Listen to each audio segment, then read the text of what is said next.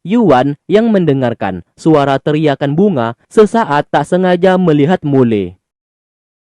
Lalu ia pun pergi ke kamar bunga dan mendapati bercak darah. Melihat hal itu, ia pun segera pergi. Singkatnya, Lanzi bersama pasukan kepolisian datang ke rumah bunga untuk menyelidiki hilangnya bunga saat ini. Di sana, pelayan berkata barang yang hilang di kamar bunga merupakan sebuah pil pengencang kulit wajah. Namun sampai saat ini, bunga juga ikut menghilang. Lanzi lantas bertanya siapa orang terakhir yang ditemui oleh bunga. Mereka menjawab yang terakhir menemuinya adalah Yuan. 我家小姐的太爷。大人，刚刚在后院发现这个。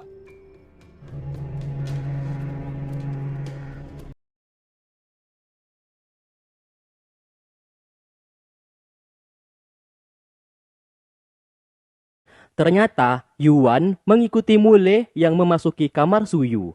Di sana ia melihat Mule memberikan sebuah pil obat yang digunakan oleh Suyu. Lantas ia pun segera masuk ke dalam untuk mempertanyakan apa yang sedang mereka perbuat dan kenapa Mule barusan berada di rumah bunga. Ia pun mencurigainya yang menculik bunga saat ini.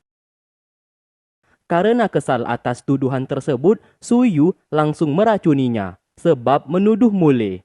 Di sana, Mule segera meminta obat penawar dari racun tersebut karena ia tidak ingin Yuan meninggal. Kesal melihatnya membela Yuan, lantas ia pun pergi dari sana dan mengurung mereka berdua di kamar tersebut. Semakin lama, Yuan merasakan tubuhnya mati rasa. Mule terus berteriak memanggil Suyu, yang pada akhirnya Suyu yang tidak tega kembali lagi ke sana dan melempar obat penawarnya.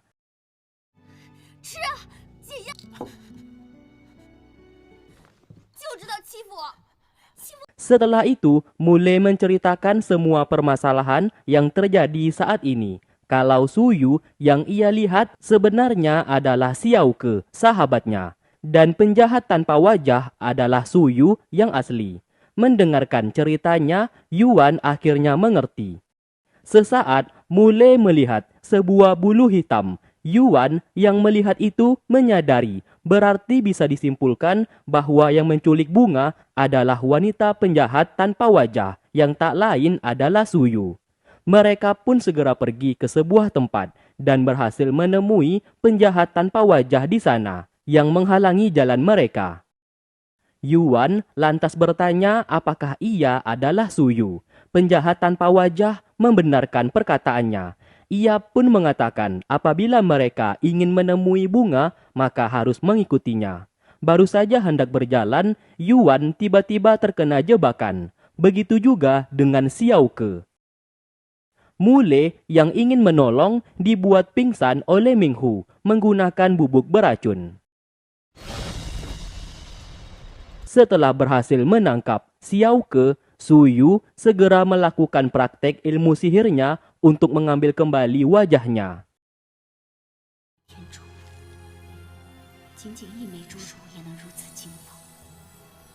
Singkat cerita, Suyu berhasil memiliki wajahnya kembali. Minghu sangat terkejut sekaligus takjub karena ia tidak menyangka ada seseorang yang memiliki kemampuan seperti itu. Mereka pun lantas hendak pergi dari sana, namun sesaat Minghu memiliki sebuah ide. Ia pun mengambil pisau yang biasa digunakan oleh Suyu untuk menguliti wajah wanita dan diletakkan di sebelah Xiaoke. Dengan begitu, Xiaoke yang akan dituduh sebagai penjahat tanpa wajah. Yuan yang masih setengah sadar melihat itu semua, namun ia belum bisa menggerakkan tubuhnya. Sedangkan bunga yang berada di tempat yang sama akhirnya sadar kembali dengan posisi terluka parah.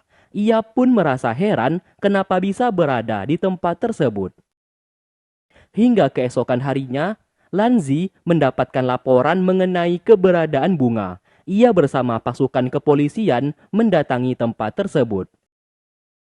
Sementara bunga mencoba membunuh penjahat tanpa wajah karena ia yang menculiknya kemarin.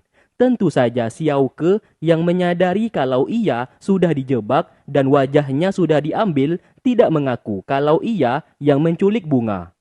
Tak lama kemudian, Lan Zi bersama pasukan kepolisian datang ke sana dan menangkap Xiao Ke atas tuduhan penjahat tanpa wajah. Yuan yang baru sadar memberikan penjelasan kalau semua orang yang berada di dalam goa ini tidak bersalah. Singkatnya, saat di pengadilan, Suyu meminta hakim untuk menghukum penjahat tanpa wajah yang sudah melakukan kejahatan. Xiao Ke mengaku ia tidak bersalah dan dijebak oleh Suyu. Namun sayang, salah satu pengemis yang menjadi saksi kemarin membenarkan kalau wanita berjubah hitam itu adalah penjahatnya. Alhasil, hakim memberikan perintah untuk menghukum mati dirinya 2 hari lagi. Sedangkan Yuan bersama Mule saat ini berada di dalam penjara atas tuduhan kaki tangan dari penjahat tanpa wajah. Di sana, Lan Zi tentu saja mengetahui Yuan tidak bersalah dan ingin melepaskannya dari penjara. Namun mereka harus mengorbankan Mule untuk dijadikan kambing hitam. Sontak, Yuan sangat terkejut atas ide gilanya itu. Sampai kapanpun ia tidak akan meninggalkan Mule apapun yang terjadi. Meskipun harus dihukum mati, ia tidak akan mau mengaku karena ia bersama Mule bukan kaki tangan penjahat tanpa wajah. Lalu, di saat Mule sedang tertidur, ia pun seketika terbangun karena ia melihat masa lalunya dan di dalam mimpinya juga terdapat Yuan. Hal itulah yang membuatnya bingung siapa ia sebenarnya dan apa hubungan mimpi itu dengan dirinya. Secara kebetulan, hujan sekaligus petir di mana-mana. Mule yang mendengarkan hal tersebut seketika ketakutan. Yuan mencoba menenangkannya dengan menyanyikan sebuah lagu. Keesokan harinya, tukang masak di rumah Yuan memberikan informasi kalau Yuan bersama Mule saat ini ditangkap dan berada di dalam penjara. Tiansu yang mendengarkan hal tersebut meminta tukang masak di sana untuk mengantar makanan kepada mereka berdua di dalam penjara. Karena Tiansu memiliki sebuah ide untuk melepaskan mereka. Setelah itu, tukang masak tadi datang ke penjara dengan alasan ingin mengantar makanan. Saat diambil, ternyata terdapat sebuah alat yang dipersiapkan oleh Tiansu untuk Yuan bersama Mule agar bisa kabur dari penjara.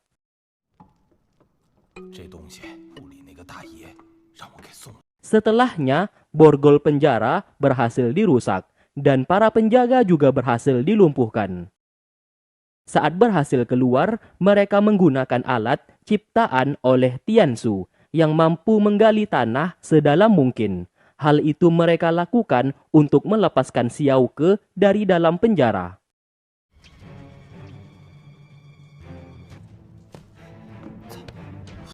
Setelah semua rencana berhasil, mereka pun bersembunyi di dalam goa bawah tanah tempat tinggal Tiansu. Lantas, Yuan meminta bantuan kepadanya bagaimana caranya mengambil wajah Suyu supaya bisa dipakaikan kembali kepada Xiao Ke.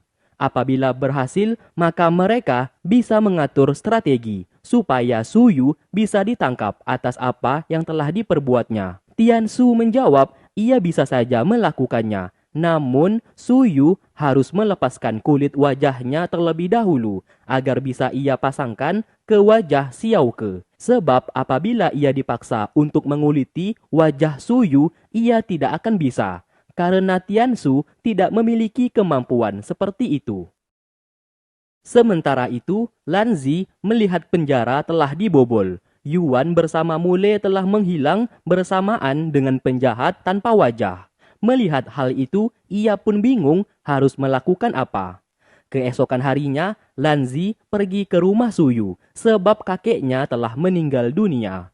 Kedatangannya ke sana untuk mengucapkan berbela sungkawa. Setelah itu, Lan Zi mengikuti Yuan dari belakang, yang saat ini sedang menyamar layaknya seorang pria untuk menutupi identitasnya. Tentu saja Yuan menyadari kalau ia sedang diikuti. Lantas ia pun membawa Lan Zi ke sebuah kedai. Di sana ia menceritakan semuanya kalau Suyu dan Xiaoke di saat dulu bertukar wajah. Suyu memiliki kemampuan sihir untuk melakukan itu, dan penjahat tanpa wajah yang sebenarnya adalah Suyu, bukannya Xiaoke. Mendengarkan ceritanya, Lanzi memiliki sebuah rencana, sebab mau bagaimanapun juga hukuman mati penjahat tanpa wajah harus segera dilaksanakan. Singkat cerita, penjahat tanpa wajah hendak dihukum mati di hadapan para warga. Sementara di tempat lain, pelayan milik Suyu ingin mengundurkan diri sebab mereka semua sudah hampir setahun tidak dibayar. Hal itu pun membuat Suyu menjadi marah, namun mau bagaimanapun juga ia memang tidak bisa membayar mereka. Tak lama kemudian, Ming Hu datang ke sana untuk menagih janjinya yang akan memberikan tasbih ilahi. Di saat Suyu hendak memberikan tasbih ilahi tersebut, ia pun meminta bantuannya sekali lagi. Saat ini, ia tidak ingin hidup miskin seperti ini. Ditambah lagi, kakeknya yang telah tiada tidak meninggalkan harta sepeser pun. Lantas, Ming Hu memberikan sebuah ide, yaitu menukar wajahnya dengan salah satu putri kekaisaran. Menurut informasi, Permaisuri memiliki seorang putri yang bernama Putri Qian, dan Permaisuri saat ini hendak menikahkan Putri Qian kepada salah satu pria putra mahkota di kerajaan Kang. Apabila ia bisa menguliti wajah Putri Qian, maka ia akan bisa menjadi kaya raya menggunakan status sebagai putri kekaisaran. Ming Hu akan mengatur supaya Suyu bisa menjadi pengawal Putri Qian yang nantinya akan melakukan perjalanan ke kerajaan Kang. Setelah itu, Ming Hu dipanggil oleh Biksu Tian untuk mempertanyakan perkembangannya. Ming Hu menjawab, ia tinggal satu langkah lagi dan akan berhasil mendapatkan tasbih ilahi yang kelima. Sesaat, Ho datang ke sana, yang ternyata belumlah mati dan berhasil disembuhkan lukanya oleh Biksu Tian. Melihatnya di sana, Ming Hu menjadi sangat terkejut. Singkatnya, Putri Qian hendak melakukan perjalanan menuju ke kerajaan Kang. Dan kini, Suyu berhasil menjadi pengawal pribadi Putri Qian. Permaisuri di sana memintanya untuk menjaga sang putri agar tetap selamat sampai tujuan. Di waktu bersamaan, atas perintah dari Ming Hu, Ho memberikan tugas kepada pasukannya untuk membunuh rombongan Putri Qian, dan mereka dilarang untuk membunuh Putri Qian bersama Suyu. Sementara itu, saat di perjalanan, Suyu telah melakukan tugasnya. Ia pun berpura-pura baik di hadapan Putri Qian sambil membakar sebuah dupa yang telah ia persiapkan untuk membiusnya di sana. Sedangkan di luar, pasukan milik Ho telah bersiap untuk menyerang. Siapa sangka, secara mengejutkan, Lanzi bersama Mule datang ke sana dan menghentikan rombongan tersebut. Dengan cepat, Suyu menggunakan pakaian penjahat tanpa wajah untuk menutupi identitasnya. Dari sinilah kita mengetahui bahwa yang di sana bukanlah Putri Qian, melainkan Yuan yang sedang menyamar menggunakan wajah palsu yang dibuat oleh Tiansu. Kita pun flashback sebentar. Ternyata semua rencana ini sudah dipersiapkan oleh Yuan, Lanzi, dan Permaisuri untuk menjebak penjahat tanpa wajah yang sebenarnya. Ming Hu yang melihat rencananya gagal total mengutus pasukan untuk membunuh mereka semua yang ada di sana.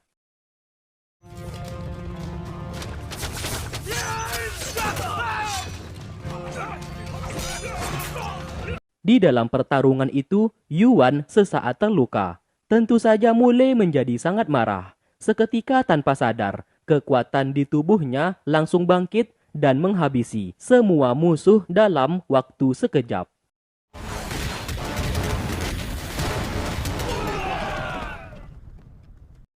Melihat semuanya itu, Ho sangat terkejut dan memilih mundur. Sedangkan Lanzi masih tidak percaya mengenai apa yang barusan ia lihat. Sementara itu, Suyu menyerang Minghu dan menuduhnya telah merencanakan semuanya ini untuk menjebaknya. Ia pun tidak akan mau memberikan tasbih ilahi tersebut. Dari arah belakang, Ho segera membunuhnya, yang pada akhirnya mereka berhasil mendapatkan tasbih ilahi yang kelima. Setelah kejadian itu, Lanzi bersama Yuan menghadap ke permaisuri. Atas keberhasilan mereka mengungkap pelaku wanita penjahat tanpa wajah, Lanzi diberikan hadiah, yaitu kenaikan jabatan menjadi hakim pengadilan. Sesaat, Yuan berkata, kalau Suyu tidak mungkin bekerja sendirian, pasti ada seseorang dari kekaisaran yang membantunya. Permaisuri menjawab, mereka tidak perlu menyelidikinya lagi, sebab Suyu saat ini sudah tewas terbunuh. Setelah itu, mereka pun pergi keluar. Yuan lantas bercerita kalau ia sangat mencurigai Minghu yang membantu Suyu selama ini, sebab Minghu adalah keluarga dari kekaisaran, dan ia selalu melihat di mana ada Suyu, di sana juga ada Minghu. Lanzi ternyata juga berpikiran sama sepertinya. Karena hal tersebut, Lanzi akan menyelidikinya lebih lanjut. Lalu ia pun pergi ke makam sahabatnya, yaitu Ren. Tak lama kemudian, Minghu datang ke sana.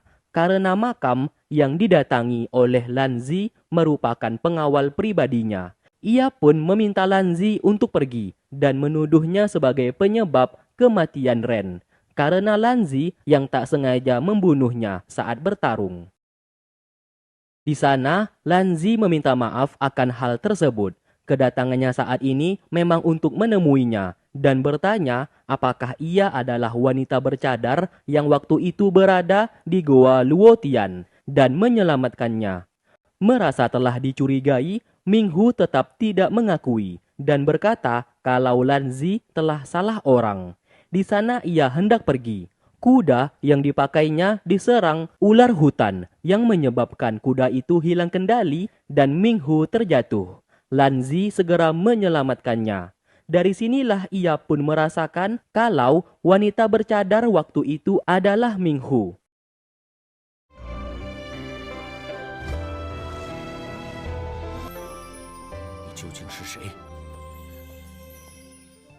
Akhirnya, tasbih ilahi yang kelima diberikan kepada Biksu Tian.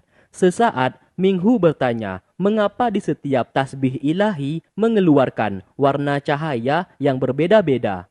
Biksu Tian menjelaskan, di setiap tasbih ilahi memiliki kemampuan dan kekuatan dari 9 suku terdahulu. Dan tasbih yang barusan ia berikan kepadanya terdapat kekuatan yang mampu membuat pemiliknya memiliki kemampuan khusus. Kebetulan, tasbih ilahi yang kelima ini memiliki kekuatan untuk mengubah ataupun menukar kulit wajah seseorang. Mendengarkan penjelasannya, akhirnya Minghu tahu Suyu memperoleh kemampuan dari tasbih ilahi tersebut.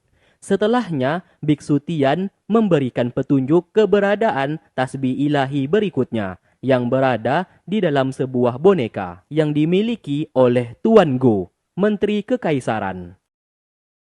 Sementara itu, Yuan mengembalikan pelakat nama milik Mule. Ia juga meminta maaf atas kejadian waktu itu yang ternyata alasan Mule membelikan anting-anting untuk Suyu sebagai barang ganti rugi, bukan karena ia mencintainya. Mulai sekarang, Yuan akan mendengarkan penjelasan Mule terlebih dahulu apabila terdapat masalah yang terjadi.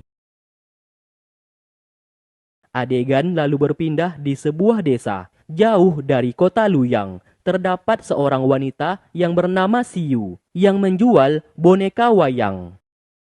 Saat pulang ke rumah, anaknya yang bernama Lukman marah-marah kepadanya sebab ia tidak memiliki seorang ayah dan selalu diejek oleh teman-temannya sebagai anak haram. Dan benar saja, di saat ia keluar rumah, Lukman dibuli dan dipukul oleh teman-temannya yang menganggap ia sebagai anak haram yang tidak memiliki ayah. Melihat anaknya menangis, Siyu menjadi merasa bersalah. Ia pun lantas bercerita ayahnya belumlah mati dan berada di kota Luyang. Apabila ingin mengetahui siapa ayahnya, ia harus pergi menemui seseorang yang bernama Tuan Fu, salah satu menteri keuangan di Kekaisaran Kota Luyang. Belum sempat sang ibu menjelaskan lebih detail, Lukman segera pergi untuk mencari ayahnya dan mengira Tuan Fu merupakan ayahnya. Singkat cerita, sesampainya Lukman di kota Luyang, ia melihat anak-anak bangsawan sedang bermain judi. Dan salah satunya ada Yuaning, adiknya Yuan di sana. Hal itu pun dimanfaatkan oleh Lukman untuk mencuri uang mereka. Namun sayang ketahuan. Yuaning segera mengambil uang curiannya tersebut dan mengusir Lukman dari rumah judi tersebut. Karena kelaparan dan tidak memiliki uang, Lukman merampas makanan milik seorang bocah. Mule yang kebetulan berada di sana segera mengusirnya. Di saat hujan turun, ia ingin berteduh, namun diusir pemilik toko. Hal itulah yang membuat Lukman menjadi kesal sebab hidup di kota Luyang begitu sangat keras. Namun ia tidak akan menyerah dan harus menemukan ayahnya di sana, supaya bisa menjadi kaya raya dan balas dendam mengenai perlakuan orang-orang di kota tersebut kepadanya. Singkatnya, ia berhasil kerja di sebuah kedai supaya bisa menyambung hidup. Sayangnya, para pekerja di rumah kedai tersebut tidak suka kepadanya. Alhasil, Lukman yang masih tidak tahu sistem kerja di sana lantas dikerjai oleh mereka dengan menyuruhnya mengantar makanan milik pelanggan. Namun, sebelum diberikan, ia harus mencicipi makanan tersebut karena itu adalah peraturan kedai itu. Kebetulan, makanan yang diantar oleh Lukman milik istri para menteri yang sedang berkumpul, dan salah satunya ada ibu tirinya Yuan. Karena tidak tahu apa-apa, ia pun mencicipi makanan tersebut. Tentu saja apa yang dilakukannya sangat kurang ajar. Ibu tirinya Yuan langsung menamparnya. Lukman mencoba melawan, namun ia langsung dihajar oleh para penjaga dan setelahnya ia pun dipecat dari pekerjaannya.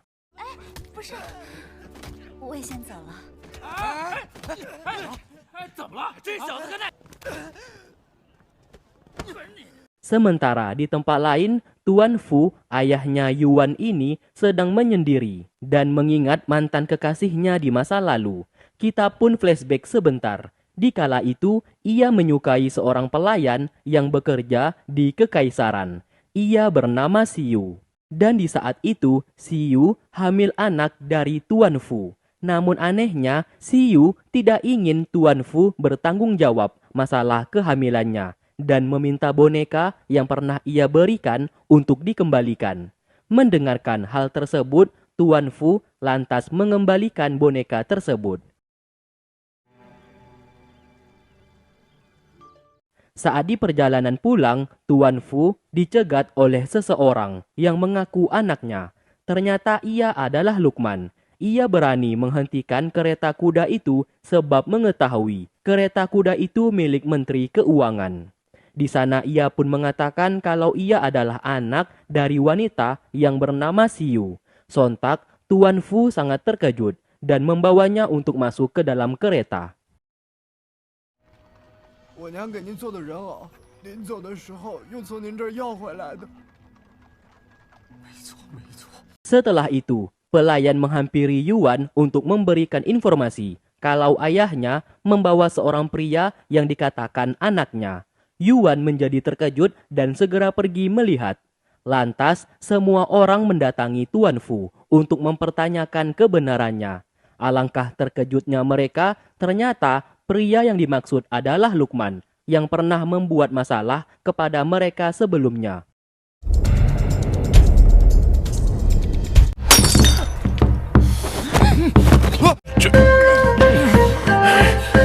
Tak lama kemudian, Tuan Fu datang ke sana untuk menghentikan pertengkaran itu dan menegaskan kalau Lukman memang benar anaknya. Sontak mereka pun sangat terkejut dan tidak menerimanya. Lalu setelah itu, Lukman menunjukkan sebuah boneka yang pernah diberikan oleh ibunya kepada Tuan Fu. dan itu adalah bukti kalau ia memang anaknya. Melihat boneka tersebut, Tuan Fu semakin yakin Lukman adalah anaknya. 你要干什么呀？ Agar semakin percaya, Lukman hendak membuktikan melalui tes darah. Lalu, darah milik Tuan Fu dan darah miliknya disatukan di dalam sebuah mangkuk yang berisikan cairan khusus. Saat dilihat, darah mereka ternyata sama akibat menyatu satu sama lain. Melihat itu semua, Yuan tidak bisa berkata apa-apa lagi dan pergi dari sana. Begitu juga dengan Yuan Ning bersama ibunya. 幸好我早有准备。 Siapa sangka Lukman telah menipu mereka semua. Ternyata cairan di dalam mangkuk itu sudah ia rekayasa. Darah siapapun yang dimasukkan maka akan tetap menyatu. Singkat cerita, Lukman saat ini memiliki kehidupan yang layak. Ia juga dipinta oleh Tuan Fu untuk mengatur keuangan di rumahnya. 王哥， Karena hal tersebut, Yuan Ning lalu menemui Lukman sebab keuangan di keluarga mereka tiba-tiba dikurangi. Yang secara otomatis uang jajan Yuan Ning juga ikut berkurang. Siapa sangka Lukman memanfaatkan jabatannya sebagai pemegang keuangan di keluarga dan bertindak semena-mena dengan mengurangi jatah uang saku dari keluarga tersebut. Lalu, para pelayan menghampirinya untuk bertanya kenapa gaji mereka dikurangi. Lukman, yang kini menjadi tuan muda di keluarga tersebut, bertindak semaunya dan tidak memperdulikan nasib para pelayan. Lukman akhirnya memiliki banyak uang dari hasil korupsi dan hendak ia pergunakan untuk berfoya-foya. Di malam harinya, ia pergi ke rumah bordil untuk mabuk-mabukan dan bermain dengan pelacur. Setelah mabuk berat, ia tak sengaja menyenggol Lanzi. Dengan bangganya, ia berkata kalau Tuan Fu adalah ayahnya. Lanzi harus meminta maaf karena sudah menyenggolnya. Di sini, Lanzi sangat terkejut sebab yang ia tahu anak Tuan Fu hanya ada 2 orang saja, Yuan bersama Yuan Ning. 到底是什么？ Keesokan paginya, Lukman pulang ke rumah dan mendapati uang miliknya telah menghilang.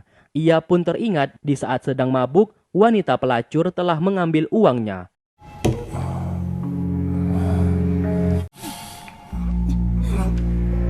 Karena hal tersebut, ia pun menjadi bingung harus mencari uang di mana untuk menggantinya. Lantas, ia pergi ke ruangan Tuan Fu untuk mencuri beberapa barang antik yang bisa ia jual. Sayangnya, Yuan Ning masuk ke dalam dan mengetahui Lukman hendak mencuri. Ia pun akhirnya ketangkap basah dan tidak bisa mengelak. Di sini, Yuan Ning hendak mengerjai Lukman dengan menyuruhnya untuk memasuki ruangan bawah tanah milik Yuan, sebab di sana terdapat harta dan uang berlimpah yang disimpan oleh Yuan. Mendengarkan hal tersebut, Lukman segera pergi ke sana dan mau mendobrak pintu ruangan bawah tanah tersebut. Para pelayan sudah berusaha menghalanginya, namun Lukman tetap keras kepala. Alhasil, Mule datang ke sana dan segera memukulnya. Begitu juga dengan Yuan yang langsung memukulnya juga, sebab sudah berani untuk memasuki ruangan miliknya.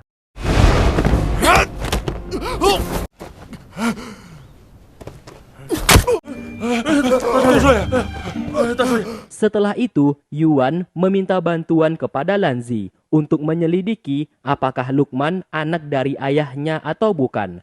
Karena mau dilihat dari sisi manapun, wajah Lukman tidak ada mirip-miripnya dengan ayahnya.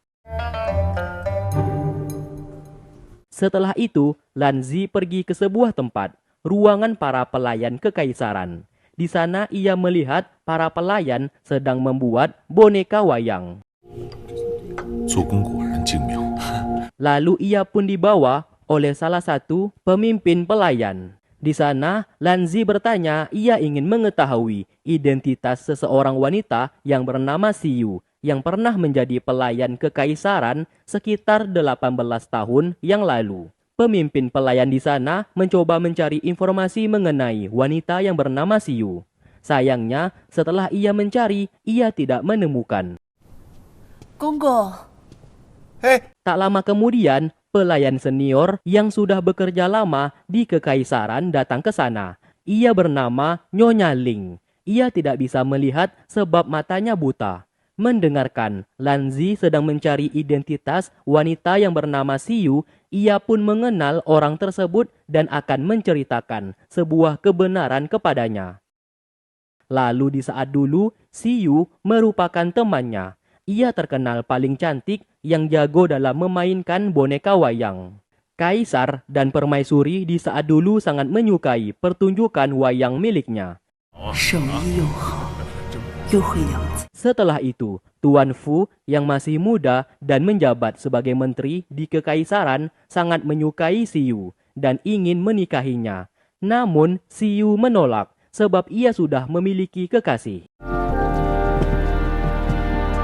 Lalu, Siu yang ingin mengambil bonekanya yang jatuh ke sungai dibantu oleh seorang menteri yang bernama Tuan Go dan ia adalah kekasihnya. Hari-hari yang dilewati oleh Siu sering mengintip Tuan Go sedang berlatih militer. Hingga pada suatu ketika, Tuan Fu yang tidak tahu kalau Siu adalah kekasihnya Tuan Go lantas meminta bantuannya untuk mencomblangkan ia dengan Siu. Lantas, Tuan Go sangat terkejut sebab wanita yang disukainya itu merupakan kekasihnya. Tak lama kemudian, Siu datang ke sana. Ia pun kecewa kepada Tuan Go karena mau menjodohkan ia dengan Tuan Fu. Padahal mereka adalah sepasang kekasih. Mulai dari sinilah, Siu yang kecewa kepada Tuan Go akhirnya terpaksa memberikan boneka yang ia buat kepada Tuan Fu dan pergi dari sana.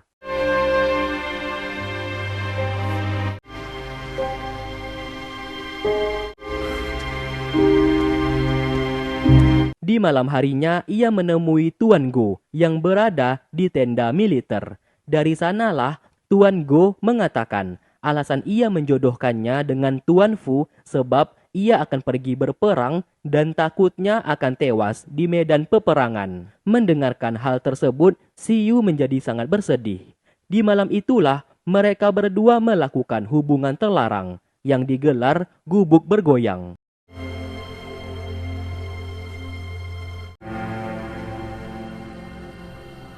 Setelah enak-enak semalaman, Siu memberikan boneka yang ia buat khusus untuknya, yang dimana terdapat tasbih ilahi yang berada di boneka tersebut. Singkatnya, beberapa bulan kemudian, setelah Tuan Go pergi berperang, Siu dan Tuan Fu telah menjalin hubungan. Dan sesaat, Siu berkata ia sedang hamil. Tuan Fu mengira anak yang dikandungnya itu adalah anaknya. Tentu saja ia siap bertanggung jawab. Namun di sini, Siu tidak mau ia bertanggung jawab dan justru meminta boneka pemberiannya kemarin dikembalikan. 是因为他与外人有私情。 Lalu suatu ketika, Siu difitnah oleh seseorang dengan tuduhan membuat boneka sihir untuk membunuh seseorang. Siu tidak mengakui hal tersebut kalau itu perbuatannya. Karena kejadian itu, ia pun diusir dari kekaisaran. Ternyata yang melakukannya adalah Ling, sahabatnya sendiri yang saat ini sedang bercerita. Ling di kala itu juga terpaksa karena ia disuruh oleh seseorang untuk melakukannya yang tidak suka kepada Siu. 小秀念他对自己情深意重。 Dari sinilah Lanzi akhirnya mengetahui Lukman bukan anak dari Tuan Fu. Lantas ia bertanya keberadaan Tuan Go saat ini. Nyonya Ling lantas memberikan alamat Tuan Go. Setelah Lanzi pergi, Nyonya Ling merasa bersalah atas apa yang pernah ia perbuat kepada Siu di saat dulu, yang membuat sahabatnya itu kini hidup menderita. Sedangkan Lanzi menemui Yuan untuk memberitahukan segala informasi yang telah ia dapatkan. Kini, mereka mulai menyusun strategi bagaimana caranya mempertemukan Tuan Go kepada Lukman. 来来来，你过来。 Setelah itu, Lanzi pergi ke rumah Tuan Go dan ia baru tahu Tuan Go masih menjabat sebagai menteri di kekaisaran. Lantas ia pun mencoba bertanya apakah ia memiliki anak dari wanita yang bernama Siu. Saat mendengarkan namanya, Tuan Go langsung terkejut. Lantas di sana, Lanzi menceritakan semuanya mengenai kedatangan Lukman ke kota Luyang. Lalu ia pun mengundang Tuan Go untuk datang nanti malam agar bisa bertemu dengan Lukman. 郭将军，郭将军，郭将军，你没事吧？ Setelah ia pergi, Tuan Go memegang sebuah boneka pemberian dari Siu yang ternyata masih disimpan olehnya. Sesaat, istrinya datang ke sana dan ia pun segera menyembunyikan boneka tersebut. Menyadari gerak-gerik suaminya, ia pun mengambil kotak yang baru saja disembunyikan dan melihat isinya terdapat boneka. Alhasil, istrinya ini menyadari bahwa suaminya masih memiliki perasaan terhadap kekasih lamanya, yaitu Siu. Yang lebih parahnya lagi, kalau kalian masih ingat, wanita inilah yang menjebak Siu atas tuduhan boneka santet. Sesaat, ia tidak sengaja memegang sebuah barang antik di balik boneka itu, yang ternyata itu adalah tasbih ilahi, yang ia sendiri tidak tahu apa kegunaan barang tersebut.